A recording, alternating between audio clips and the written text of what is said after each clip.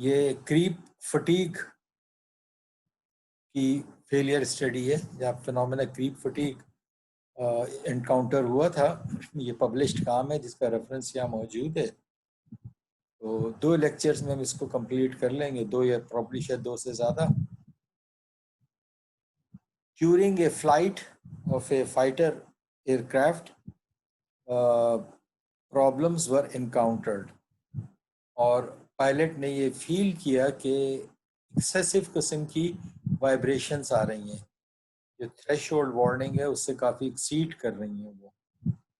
बहरहाल he was lucky, he landed safely. तो उसके बाद जब इनिशियल इन्वेस्टिगेशन हुई तो पता चला कि जो मेन प्रॉब्लम है वो टरबाइन एरिया में है। इनिशियल फाइंडिंग्स ने बताया कि ये टरबाइन एरिया में प्रॉब्लम है, but there was no foreign object damage, कोई फॉरेन बॉडी इम्पैक्ट नहीं था। ये टर्म इस्तेमाल होती है हवाई जहाज में जबकि कि जहाज लो फ्लाइंग पर हो और वो किसी चिड़िया को या बड़े साइज की चिड़िया को सक कर ले अंदर, तो किसी भी चीज को सक कर ले, क्योंकि ज़ाहिर फैन आगे लगे होते हैं, वो सक कर रहे होते हैं, उनका काम ये होता है कि वो ज़्यादा एयर को सक करें, टरबाइन की इफिशिएंसी बेहतर इसी तरह होती है। और फिर ये चीज़ जाके जो टरबाइन ब्लेड्स हैं उन तक अगर पहुंच जाती है तो वहां जाके टकराती है, और ब्लेड को फिर अगर एक ब्लेड डैमेज हुआ है और अगर टूट गया है तो फिर वो सब्सिक्वेंट डैमेज करता है वो। तो ये एक पॉपुलर मोड ऑफ डैमेज है, लेकिन इस केस में कोई फॉरेन बॉडी डैमेज या फॉरेन बॉडी इम्पैक्ट कहीं ऑब्जर्व नहीं हुआ। एक सेकंड स्टेज का टरबाइन ब्लेड, ये 2 स्टेज इंजन था, तो सेकंड स्टेज का टरबाइन ब्लेड जो है वो फ्रैक्चर मिला, ठीक है। और उसकी जो एयर फॉइल है, एयर फॉइल ये वाला पार्ट होता है, ये यहाँ तक का पार्ट है नीचे तक का, ये तो स्लाइड इन हो जाता है डिस्क के अंदर। ये डिस्क के अंदर डवटेल टाइप कनेक्शन होता है, ये स्लाइड इन हो जाता है, और बिल्कुल जहाँ से इसका कर्वेचर कम हो रहा था वहां से ये टूटा है। और ये जो ऊपर की पूरी एयरफॉइल ये इलाका है जो कि हवा को फेस करती है, कंबस्टन प्रोडक्ट्स को फेस करती है, ये सारी गायब थी। उसके बाद ये था कि जो ये जो टर्बाइन ब्लेड इस तरह, ये एयरफॉइल है, ये वाली ये एयरफॉइल है, और नीचे की चीज़ें जो हैं ये रूट एरिया है, जो इसको रूट एरिया यहाँ से यहाँ तक है जो कि स्लाइड इन हो जाता है, ठीक है ना। ये वाला इसका जो स्प्राउट है इसके नीचे ये रूट एरिया है ये, और ये एयर फॉइल है। तो बाकी जो कुछ ब्लेड्स है उनमें ये एयर फॉइल्स जो थी ये क्या मिली है, बेंट मिली है, इस किस्म की बेंडिंग इनमें थी, डैमेज थी, ये डिफॉर्म थी। जैसे हमने ऑलरेडी कहा कि 2 स्टेज टर्बाइन थी ये, इसमें फर्स्ट स्टेज, ये सेकंड स्टेज। इन दो ये ब्लेड्स की कंस्ट्रक्शन, ये ज्योमेट्री फर्क होती है। नॉर्मली फर्स्ट स्टेज जो होती है वो छोटे ब्लेड होते हैं, अंदर से हॉलो होते हैं। हॉलो इसलिए होते हैं कि अंदर से ठंडी हवा आती है और इनके छोटे छोटे सुराखों से निकलती है, इसको कूलिंग करती है वो, ठीक है।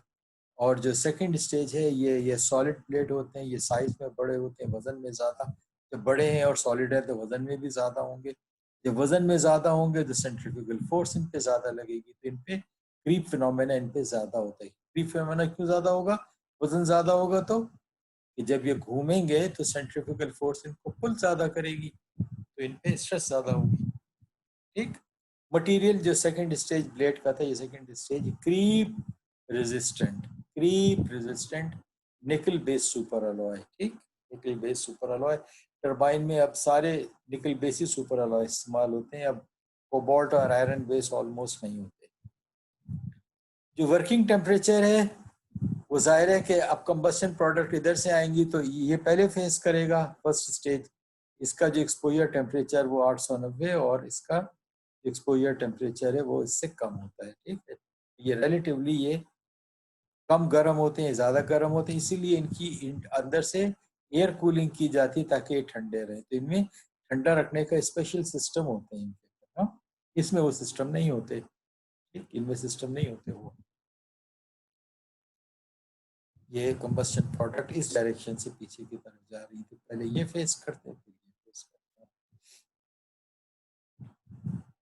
जो इन जनरल इसकी हिस्ट्री, ज़रा पहला काम क्या करना है कि हिस्ट्री देखनी है कि इस पे नॉर्मली इनके साथ हालात कैसे होते हैं ऐसे इंजन्स के साथ। तो हिस्ट्री कलेक्ट की तो हिस्ट्री क्या कहती है कि जो रेगुलर ओवरहॉल है, रेगुलर ओवरहॉल का मतलब ये है कि जो रूटीन मेंटेनेंस इनकी होती है, स्केड्यूल्ड मेंटेनेंस इनकी होती है, उसमें क्या होता है कि इनको इंस्पेक्ट किया जाता है और इनकी फिर रिप्लेसमेंट्स होती हैं। जहाँ कोई नजर आ जाए ऐसी चीज जो कि परमिसिबल नहीं है तो इनकी रिप्लेसमेंट होती है। तो जो रिप्लेसमेंट्स नॉर्मली हुई हैं उनका डाटा ये था कि 2/3 of the replacements are due to impact. कोई ना कोई चीज अंदर जाके डैमेज उसी और उसने डैमेज किया हो, जो रेगुलर ओवरहॉल में होता है। और 1/3 जो है वो करोजन है, और ऑलमोस्ट नेग्लिजिबल ऐसा था जो कि क्रैक हो। तो क्रैक एक कॉमन चीज नहीं है, ये कॉमन चीज नहीं, कॉमन फिनोमेना नहीं है। जो ओवर सर मेंटेनेंस, जी पूछिए पूछिए। सर बारिश के पानी से हो सकता है इम्पैक्ट? नहीं नहीं, बारिश के पानी से नहीं हो सकता। इम्पैक्ट होता है कि कोई मास मास वाली चीज को ये अंदर सक करे, मास वाली चीज को ये अंदर सक करे। बारिश का पानी अकेला कुछ नहीं करेगा, लेकिन अगर कराची की इन्वायरमेंट है, या जैसे F-16 में यह था कि उन्होंने ऑब्जर्व ये किया था कि जो जापान के करीब एक आइलैंड है कदीन आइलैंड, कदीन आइलैंड्स में जो उनके फ्लाई कर रहे थे उनमें हॉट करोजन देखी थी। तो या एरिजोना में उन्होंने सैंड का इफेक्ट देखा, या मिडिल ईस्ट की जो इलाके थे वहाँ F-17 में जो सऊदी प्लेन और इजिप्शियन प्लेन्स फ्लाई करते थे उन्होंने सैंड का इम्पैक्ट देखा। तो वो चीजें थी हॉट करोजन से रिलेटेड। रिपीट कर दूं आपके सवाल के रेलेवेंस से कि जो सॉल्ट्स हैं, जो समंदर के सॉल्ट्स हैं, वो डिपॉजिट होते हैं, और उनमें अगर कोई ऐसी चीज है जो लो यूटेक्टिक बना ले, जो ब्लेड के ऊपर कोटिंग है, तो वो लो यूटेक्टिक जो है वो हॉट करोजन क्रिएट करता है। ठीक, and that is dangerous. Hot corrosion basically क्या होता है कि एक लो यूटेक्टिक का मतलब चीज पिघल गई है। अब पिघल गई है तो लिक्विड कंडीशन में डिफ्यूजन बहुत तेज होगी। जब डिफ्यूजन तेज होगी तो क्या होगा, तो उसकी जो कोटिंग है वो सारी की सारी खराब हो जाएगी। या किसी छोटी सी जगह से ये खराब हो गई अगर, तो कोटिंग अगर एक दफा डैमेज हो गई तो ऐसा ही है कि सर्दी में आपका किसी ने कोट और जैकेट किसी ने आपकी उतार ली, तो वो फिर डैमेज होगा फिर सारे ब्लेड का। फिर हॉट करोशन जो है वो, यानी जो हाई टेम्परेचर है उससे वो चीज एक्सपोज हो जाएगी जिसको नहीं होना चाहिए था, जो ब्लेड के अंदर का इलाका है। ठीक है, कमिंग बैक के बारिश के पानी का मसला नहीं होगा, लेकिन सर पूछें, पूछिए, कोई सवाल है किसी का बेटे? No sir. आपकी आवाज सही नहीं आ रही मुझे। आप ये कीजिए, सवाल अगर अगर है तो मुझे इन राइटिंग में लिख के दे दें, चैट बॉक्स में लिख के दे दें, और मैं फिर अगले लेक्चर में इसका जवाब दे दूंगा, लेकिन सवाल लिख लें, भूल ना जाएं आप। तो कमिंग बैक कि क्रैक्स जो थे वो एक बहुत ही अनयूजुअल फिनोमेना होता है इसमें, जो नॉर्मली एनकाउंटर नहीं होते।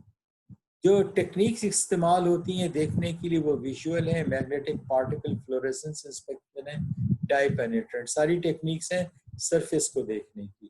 ठीक, और सरफेस की डिसकंटिन्यूटीज को देखने के लिए।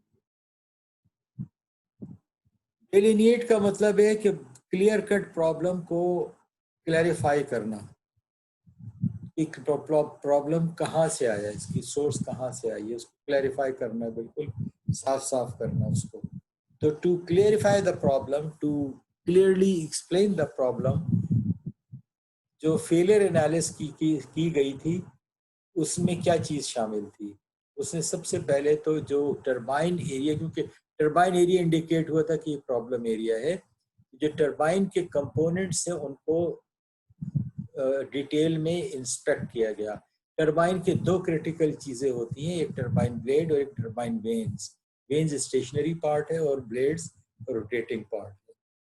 तो vanes in general high temperature पे एक्सपोज होती है रिलेटिवली ज़्यादा पे, और ब्लेड्स जो हैं वो टेम्परेचर उनका रिलेटिव थोड़ा सा कम होता है, लेकिन उन पे स्ट्रेसेस ज़्यादा लगती हैं क्योंकि वो रोटेटिंग पार्ट है। जो सेलेक्ट किए गए थे वो तकरीबन फर्स्ट और सेकंड दो ही स्टेजेस थी इसमें, तो उनके 15 ब्लेड सेलेक्ट किए गए थे कंसिडरिंग डिफरेंट थिंग्स। वो तफसील आपको अगली स्लाइड में बताएंगे। जो ब्लेड टूटा था वो था BF11, बी से ब्लेड, F से फ्रैक्चर, 11 उसका नंबर, ठीक है। Is considered the cause of the accident, जिसकी एयर फॉयल गायब थी क्योंकि वो डिफरेंट भी था, बाकी जो थे बेंड थे, सिर्फ इसकी एयर फॉयल गायब थी। तो जाहिर है कि ये इनिशियल वो यही था कंसर्न कि ये सबसे पहले टूटा है और ये टूट के रेजा रेजा हो गया, गायब हो गया, और जहां जहां फिर इसके टुकड़े टकराए हैं वो चीजें फिर डैमेज हुई है, डिफॉर्म हुई, ठीक है। उन पे इम्पैक्ट उतना नहीं आया, लेकिन ये टूटा है। तो जो प्रेजेंट स्टडी ये वाली फेलियर एनालिसिस है, ये है किसकी, बेसिकली इस ब्लेड की, रिट्रीव्ड फ्रॉम द एक्सीडेंट। ये एक्सीडेंट से मिला था, जहाज ने लैंड तो कर लिया था ना सेफली, तो ना आग का इसमें कोई मसला हुआ, ना और कोई जो इम्पैक्ट ग्राउंड से होता है उसका डैमेज का मसला हुआ। तो लेकिन जो इसका टूटा हुआ एयर फॉयल पार्ट थी वो गायब थी, फंसी हुई थी डिस्क के अंदर, ब्लेड का पार्ट वो रिट्रीव हो गया था। Findings are compared with the blades from same engine, इसी इंजन के जो कुछ पार्ट्स है वो पहले कलेक्ट हुए, एंड अदर सिमिलर इंजन्स। जो सिमिलर इंजन्स हैं ये रैंडमली नहीं चुने गए, ये देखभाल के और कुछ लॉजिक को बेसिक लॉजिक को सामने रख के चुने गए थे। तो बेसिक लॉजिक क्या थी वो ये टेबल बताएगा। इन ऑल टोटल 15 ब्लेड जो थे वो सब्जेक्ट ऑफ द स्टडी थे, और उसमें सबसे पहले तो यही था हमारा BF11 जो कि फ्रैक्चर हुआ था, और ये सेकंड स्टेज टर्बाइन ब्लेड था, ठीक है ना। BF का मतलब blade which is fractured, the fractured blade, और इट वाज रिसीव्ड, और द पर्पस इसकी स्टडी का था to confirm the mode and cause of failure. Present study जो थी वो इस पे फोकस थी। इसकी एयर फॉयल जैसे हमने ऑलरेडी देखा, एयर फॉयल वाज मिसिंग, ठीक। उसके बाद क्या था, इसी इंजन के रिट्रीव पार्ट थे, retrieve from the same engine and found in distressed condition. ये डी जो है BD इज डिस्ट्रेस्ड या डिफॉर्म्ड, ठीक है, या डैमेज्ड। डिस्ट्रेस का मतलब यही होता है जिसके साथ जुल्म हो गया हो, ज्यादती हो गई हो। तो दीज एक कपल ऑफ ब्लेड्स थे, 4-5-6 ब्लेड्स थे इसमें से, जो कि included in the study as supporting evidence, कि अगर कोई चीज जाके इनसे टकराई है तो फिर इनके अंदर भी कुछ ना कुछ हमें देखने को मिले। ये कौन से थे, ये फर्स्ट स्टेज ब्लेड थे, और इसी इंजन का हमने एक और सेकंड स्टेज ब्लेड भी लिया था, इसी इंजन का एक सेकंड स्टेज ब्लेड भी, कुछ तो एक नहीं कई लिए थे। तो क्या हुआ कि जो जहाज जिसको प्रॉब्लम आया था उसका एक तो वो जिसके एयरफॉयल गायब थी, फिर इसके फर्स्ट और सेकंड स्टेज के मुख्तलिफ ब्लेड्स लिए गए, और वो ब्लेड लिए गए जिनमें से कुछ डैमेज थे, कुछ अनडैमेज थे। इसके बाद फॉर कंपैरेटिव स्टडी हमने क्या किया कि एक और इंजन, एक पुराना फ्रैक्चर, एक फेलियर था विच वाज वेरी सिमिलर। अब ये किस्मत की बात है, आप जितने सवाल पूछेंगे उतना किस्मत आपका साथ देगी। तो आप इंक्वायरी करें तो पता चलेगा हाँ एक दफा पहले भी ये एक्सीडेंट इसी किस्म का हुआ था, एक ब्लेड वो भी है, तो वो भी ब्लेड एक मिल गया। Another engine fracture which was apparently very similar to B11, ये वाला B11, उसकी भी एयर फॉयल मिसिंग थी, तो वो भी हासिल हो गया, वो था BF again blade which was fractured, उसका नंबर भी 42 था। Studied as supporting evidence since the mode of failure seemed to be similar to BF11, ठीक। और फिर हमने नॉर्मल ब्लेड्स लिए, retrieved after they have completed their service with no abnormal defect, जिन्होंने सुकून के साथ अपनी लाइफ पूरी की थी, फर्स्ट स्टेज के भी और सेकंड स्टेज के भी, ठीक है। फर्स्ट स्टेज के भी ब्लेड और सेकंड स्टेज के भी, इनकी तरह ज्यादा की जरूरत नहीं थी। तो जो फोकस सबसे ज्यादा किस पे होगा, फोकस होगा उस पे कि जिनकी एयर फॉइल्स गायब थी, इनमें मेजर कोई प्रॉब्लम आया था, ठीक है, ये अब नॉर्मल चीज थी। तो कौन से ब्लेड हैं, BF is fractured, BD is deformed या डिस्ट्रेस्ड, और BN इज नॉर्मल। ये 3 नस्ल के ब्लेड हैं हमारे पास। इन्वेस्टिगेशन हमने क्या की, हमने विजुअल एग्जामिनेशन ऑब्वियसली सबसे पहले, ताकि अब आप किसी चीज़ को माइक्रोस्कोप पे लेके जाएंगे तो माइक्रोस्कोप पे पूरा ब्लेड एक हर तरफ से देखना 15 ब्लेड्स का आसान नहीं है। तो आपने पहले तो एक छोटी छोटी मैग्निफिकेशन से शुरू करना है, आँख से देखना है, मैग्नीफाइंग ग्लास से देखना है, स्टीरियो से देखना है, और आपने देखना है कि अब वो कौन सी जगह है जहाँ आपको कोई चीज़ ऑड नज़र आ रही है। फिर जो ऑड नज़र आ रही है उसको आपने सेलेक्ट करना है, फिर हायर मैग्निफिकेशन के लिए जाना है। एक जनरल चीज़ ये है, रूटीन चीज़ ये है कि वो डॉक्टर के पास जाते हैं, कहते हैं ब्लड सीपी तो कर लो, ब्लड प्रेशर देख लो, शुगर देख लो, अगर 40 साल से बड़ी उम्र है। तो यहाँ भी यही है कि कम से कम केमिकल एनालिसिस तो करके देख ही लें कि वहाँ तो कोई मसला नहीं है।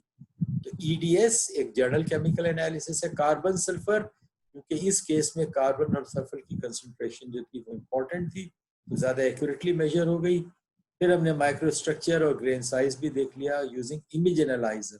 इमेज एनालाइजर काम क्या करता है, बेसिकली वो बहुत सी इमेजेस लेता है और फिर एक हमें क्वांटिटेटिव नंबर दे देता है, ग्रेन साइज इतना प्लस माइनस इतना, ठीक है,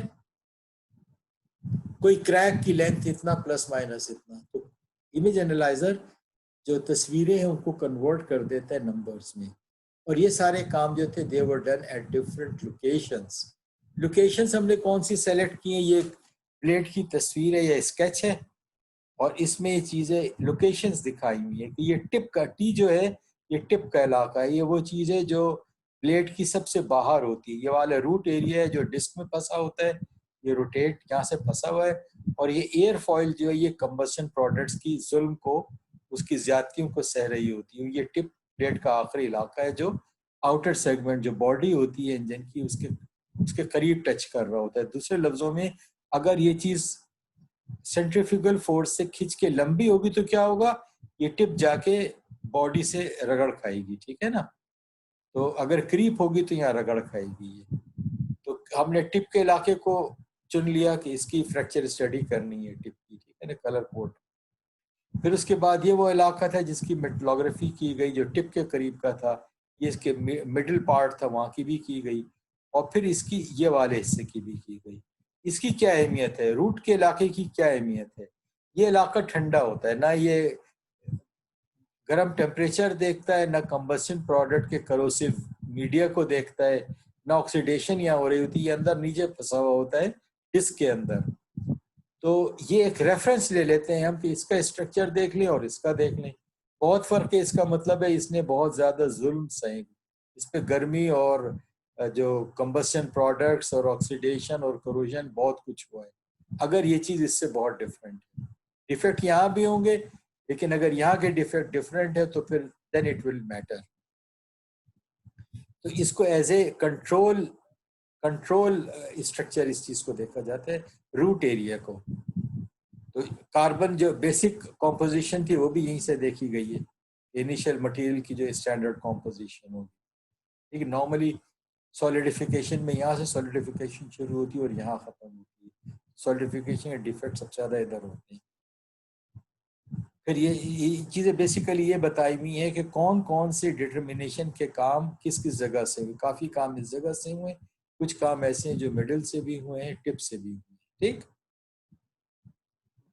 हार्डनेस और हार्डनेस वेरिएशन, वेरिएशन कहाँ की कि टिप के इलाके में और मिडिल में और रूट में क्या डिफरेंस था, या खुद इन इलाकों में आपस में वेरिएशन टेस्टर पे हो गई। और ऑब्वियसली एसईएम के बगैर तो फेल एनालिसिस हो नहीं सकती। तो जो फ्रैक्चर ब्लेड से इनकी माइक्रोस्कोपी, सबसे पहले माइक्रोस्कोपी में क्या किया हमने, हमने माइक्रोस्कोपी में ग्रेन साइज देख लिया। तो हमने क्या देखा है, देखे जरा गौर से कि फ्रैक्चर्ड का 145 प्लस माइनस 66, दूसरे लफ्जों में जो छोटा है उसका 80 है, जो बड़ा है उसका 200 है। तो ऑलमोस्ट ह्यूज वेरिएशन है इन ग्रेन साइज, ठीक है ना। और दोनों में जो फ्रैक्चर्ड ये वाला था और जो फ्रैक्चर्ड पुराना था,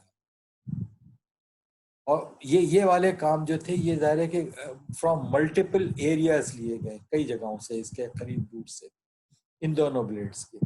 तो वेरिएशन इज सिग्निफिकेंट। जरा गौर से देखें, ग्रेन साइज बड़ा भी है, ग्रेन साइज बड़ा भी, और बड़ा होना जो है वो कोई बुराई नहीं है। बड़ा होने का मतलब कि क्रीप रेजिस्टेंट है। आपने पढ़ा होगा कि ग्रेन बाउंड्री स्लाइडिंग से बचने के लिए ग्रेन साइज बड़ा रखा जाता है क्रीप से बचने के लिए, तो वो कोई मसला नहीं है।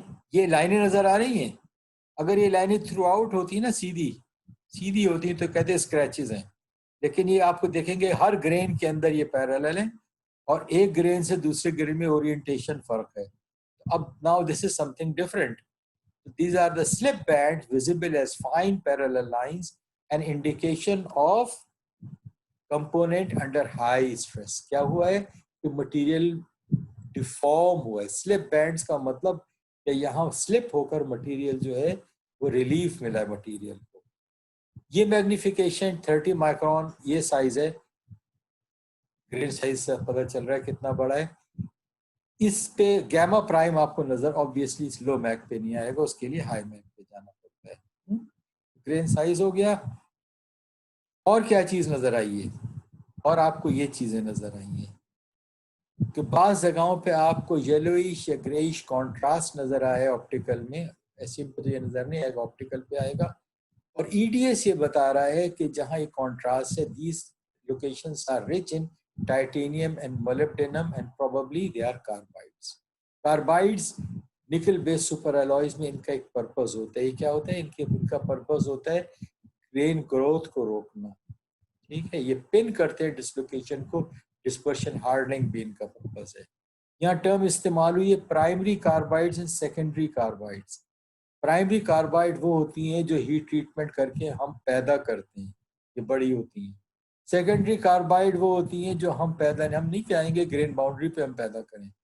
तो सेकेंडरी कार्बाइड्स वो कार्बाइड होती हैं, कौन सी होती हैं, कौन सी होती हैं, ये वो होती हैं कि जो प्रोलॉन्ग एक्सपोजर अगर हो हाई टेम्परेचर का तो ये प्रिसिपिटेट आउट हो जाती है। नॉर्मली ये M23C6 टाइप कार्बाइड्स होती हैं, ठीक। और जो प्राइमरी होती हैं ये M6 या M2C या MC टाइप कार्बाइड्स होती हैं। तो ये coarse in size mostly within the grains जो डिजायरेबल थी। Finer ones are present at the grain boundaries aligned along the axis of the blade। अब ये तो हमें क्रॉस सेक्शन देख रहे हैं ना, बाकी जो ब्लेड का एक्सिस था यानी रूट से टुवर्ड्स एरोफॉइल उसके अलोंग ये अलाइंड थी। इसका मतलब क्या है, इसका मतलब ये कि ब्लेड जो है ये फोर्ज्ड है, फोर्जिंग के दौरान ये अलाइनमेंट हुई है। जो टूटे हुए हिस्से थे उनकी फ्रैक्टोग्राफी तो देखनी थी, और कौन सा डिजायरेबल था, BF11 और BF42 ये दोनों, ठीक है। इन दोनों में एक क्लियर कट क्या चीज नजर आ रही है, एक ब्राइट इलाका और एक डार्क इलाका, एक ग्रे इलाका, बिल्कुल क्लियर कट नजर आ रहा है, ऑलमोस्ट 50% है। इन दोनों ब्लेड्स के जो फ्रैक्चर फीचर्स थे बहुत सिमिलर थे, दोनों में ये दो कलर का डिफरेंस बड़ा शार्प और क्लियर नजर आ रहा था। तो क्या शो कर रहा है, वो शो कर रहा है कि मोड ऑफ फ्रैक्चर एक जगह एक जैसा है, दूसरी जगह फर्क, क्लियर कट दो मोड ऑफ फ्रैक्चर्स है, ठीक है।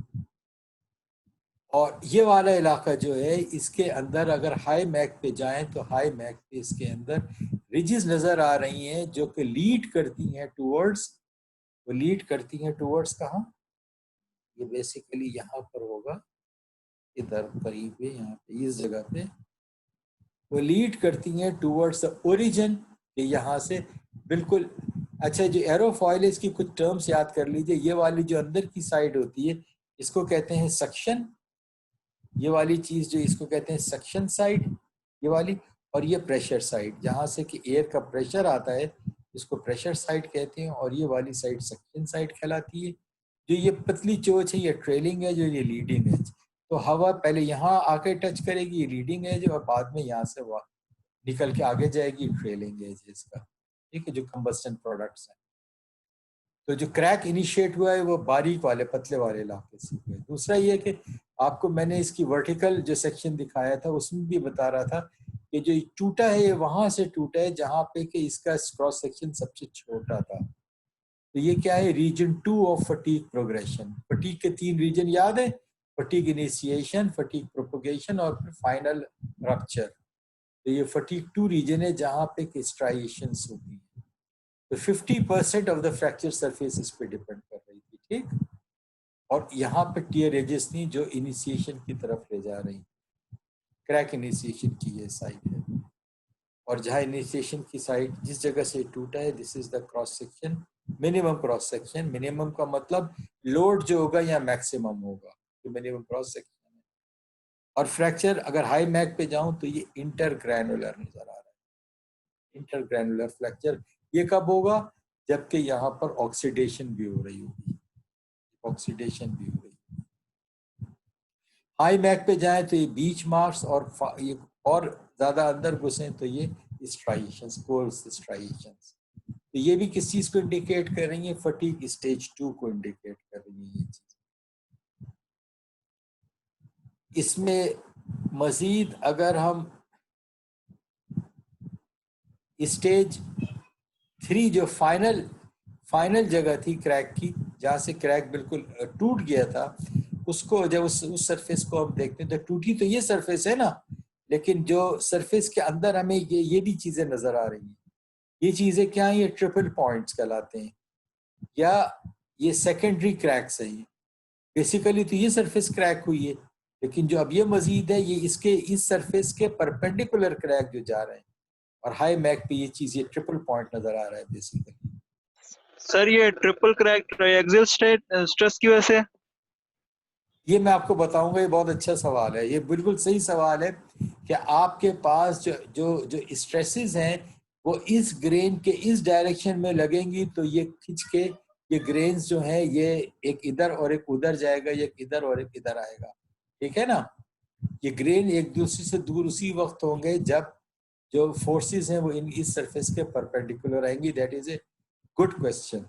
अगली चीज ये बता रही कि जो इंटरग्रैनुलर फेलियर है इस सरफेस के ऊपर, वो अगेन ये बता रहा है कि जो ग्रेन बाउंड्रीज हैं वो मेरी वीक हो गई हैं। ये इंडिकेशन है इसकी। ये प्रीडोमिनेंट है, हर जगह नहीं। यहाँ आपको थोड़ा सा ये डक्टिलिटी भी इस जगह पे नजर आ रही है, देखें ना, ये डिफॉर्मेशन भी नजर आ रही है, लेकिन प्रीडोमिनेंटली इट इज इंटरग्रैनुलर फेलियर। ठीक, ये वो इलाका होते हैं जो फाइनली जो कि ओवरलोड मैकेनिज्म से फेल होता है, जो फाइनल तक स्टेज 3 का। ये उसकी तस्वीर आप देख रहे हैं अभी। लेकिन हमारी तवज्जो ज़ाहिर ओवरलोड पे नहीं, वो तो टूटना ही था। तवज्जो हमारी किस पे है? ट्रिपल पॉइंट पे, जो इसका सवाल आपने पूछा है, ठीक है। इस पे हम वापस आएंगे, इसके मैकेनिज्म पे। अभी ये देख लें कि ये कोने की साइड है जो हमारी सरफेस है, इसको अभी ये जो टूटी हुई साइड है ना ये वाली, और ये वाली साइड है जो कि हमारी ब्लेड की एक्सपोज सरफेस है। इस एक्सपोज सरफेस पे अगर हमने बिल्कुल ब्लेड को बगैर काटे देखा तो यहाँ भी हमें कुछ क्रैक मिले। उसके बाद इसमें फाइन क्रैक्स है, surface of the blade having fine crack. उसके बाद हम यहाँ से अंदर गए तो यहाँ हमें अब यहाँ भी क्या नजर आया? ट्रिपल पॉइंट नजर आया। ट्रिपल पॉइंट किस चीज की इंडिकेशन है? कि यहाँ से ऑक्सीडेशन हुई है, ग्रेन बाउंड्री के अलोंग हुई है। मजीद ये कि उससे ग्रेन बाउंड्री वीक हुई है। वीक होने के बाद क्या है कि ग्रेन बाउंड्री खिंची है। ये ग्रेन बाउंड्री का खिंचना है, ये क्रीप फिनोमेना है, और एक खास इलाके तक ऐसा हुआ है। उसके बाद कहीं आगे जाके ये हमें स्ट्राइएशंस नजर आ रही हैं। तो फटीग की पहली स्टेज क्या होती है? Crack initiation. Crack initiation fatigue से हुई है? नहीं, फटीग से नहीं हुई। किस चीज से हुई है? ये बेसिकली ऑक्सीडेशन, और इस ट्रिपल पॉइंट जो चीज क्रिएट कर रही है क्रीप है। ये the triple point cracks due to creep became the initiation site for fatigue crack। जो असल मसला फटीग है, ये क्रीप है। असल मसला क्रीप है, क्योंकि असल जुल्म जो इसने शुरू किया, एक दफा क्रैक बन गया ठीक ठाक तो फटीग ने तो आगे बढ़ाना ही बढ़ाना था उसको। तो फटीग था क्या थी? क्रैक प्रोपगेशन, ठीक है। तो अब ये तो हमने फ्रैक्चर सरफेस देखी थी, अब हम क्या करें? अब हम एनडीटी से उन ब्लेड्स को देखें जो नॉर्मल थे या डिफॉर्म। ये सवाल पूछें।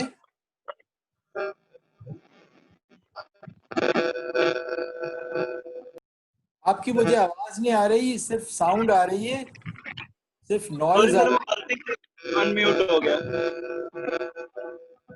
अनम्यूट कोई इशू नहीं है, वो कोई इशू नहीं है, लेकिन कोई सवाल हो तो लिख के भेज दें, ठीक है ना।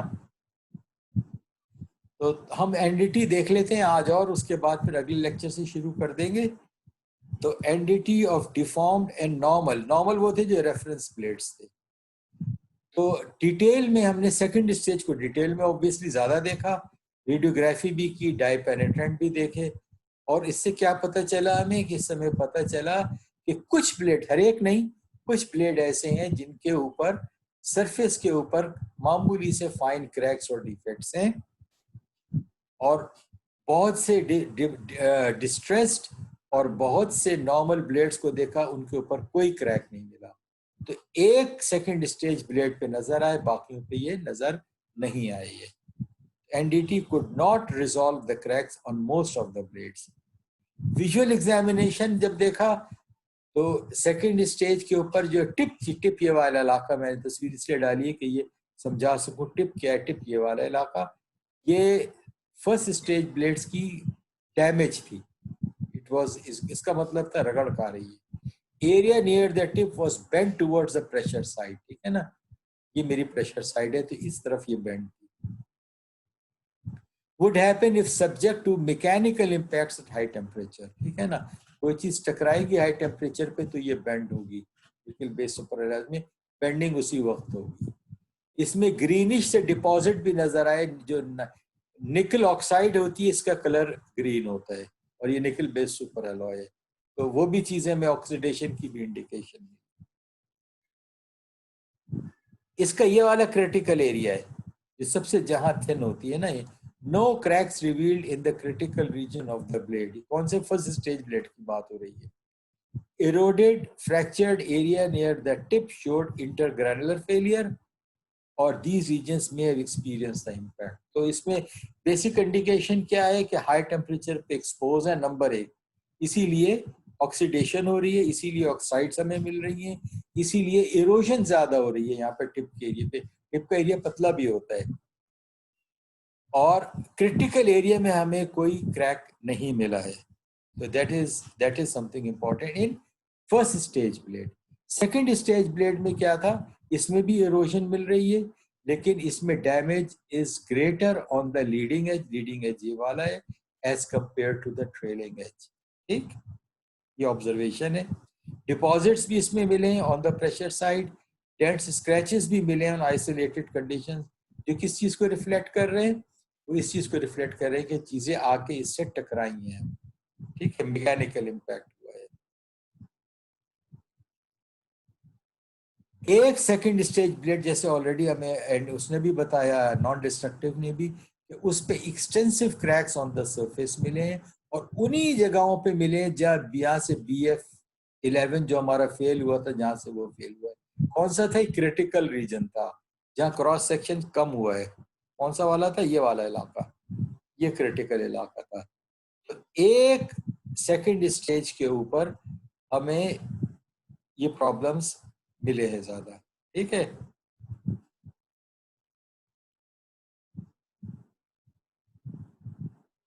क्रैक्स एक केस में मिले हैं।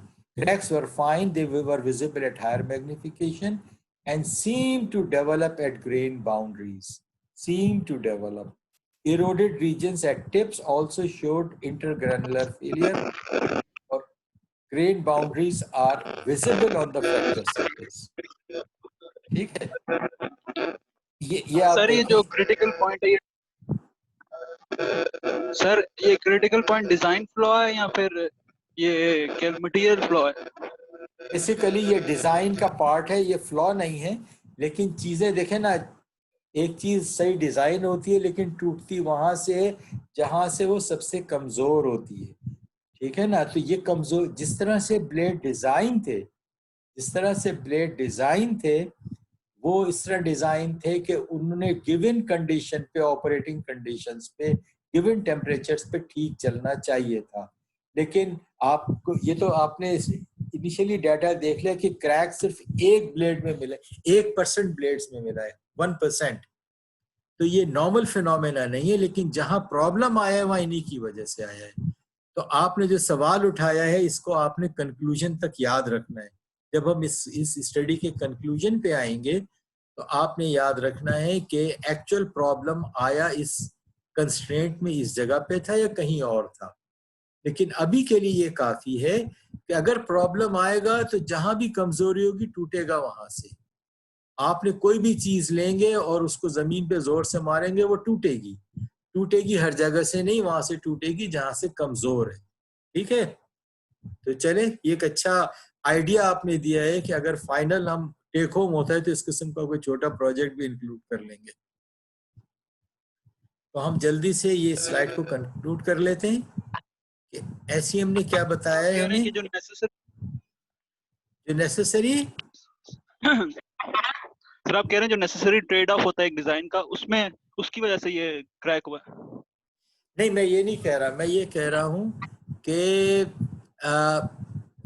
एक चीज डिजाइन होती है फॉर गिवन यूज, अगर आप उसको मिस यूज करेंगे तो वो टूटेगी, और अगर टूटेगी वहां से जहां से सबसे कमजोर होगी, कहीं ना कहीं कमजोर तो होगी। ये डिजाइन ऐसा क्यों होता है